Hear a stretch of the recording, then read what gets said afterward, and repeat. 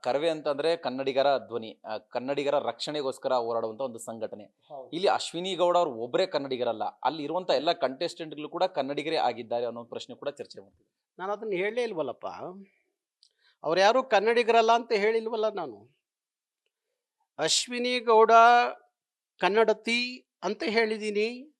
ಅಲ್ಲಿದ್ದವರೆಲ್ಲರೂ ಕನ್ನಡದ ನಾಡಿನ ಮಕ್ಕಳು ಅಂತಲೇ ಹೇಳ್ತಾ ಇದ್ದೀನಿ. ಕನ್ನಡಿಗರೇ ಅಂತಲೇ ಹೇಳ್ತಾ ಇದ್ದೀವಿ. ನಾನಲ್ಲ, ಇಡೀ ನಮ್ಮ ಕರವೇ ಬಳಗ ಮಾತಾಡ್ತಿರೋದು ಅವರೆಲ್ಲರೂ ಕನ್ನಡಿಗರೇ. ನಾನು ಪ್ರಾರಂಭದಲ್ಲೇ ಒಂದು ಮಾತು ಹೇಳಿದೆ. ಯಾಕೆ ಅಶ್ವಿನಿಯನ್ನ ಬೆಂಬಲಿಸ್ತಾ ಇದೆ ಕರವೇ? ಅಲ್ಲಿರುವಂಥ ಸ್ಪರ್ಧಿಗಳಲ್ಲಿ 20 ವರ್ಷ ಕರ್ನಾಟಕದ ನೆಲ, ಜಲ, ಭಾಷೆ, ಸಂಸ್ಕೃತಿ, ಕನ್ನಡಿಗರ ಬದುಕಿಗಾಗಿ ಚಳುವಳಿ ಮಾಡಿದವರು ಯಾರಿದಾರಲ್ಲಿ? ಅಶ್ವಿನಿ ಇದ್ದಾರೆ. ಕರವೇ ಯಾರನ್ನು ಬೆಂಬಲಿಸಬೇಕು? ಅಶ್ವಿನಿ ಬೆಂಬಲಿಸಬೇಕು. ಅಶ್ವಿನಿ ಎಲ್ಲಿದ್ದಾಳೆ? ಕರ್ನಾಟಕ ರಕ್ಷಣಾ ವೇದಿಕೆಯಲ್ಲಿ ಕೆಲಸ ಮಾಡ್ತಾಳೆ.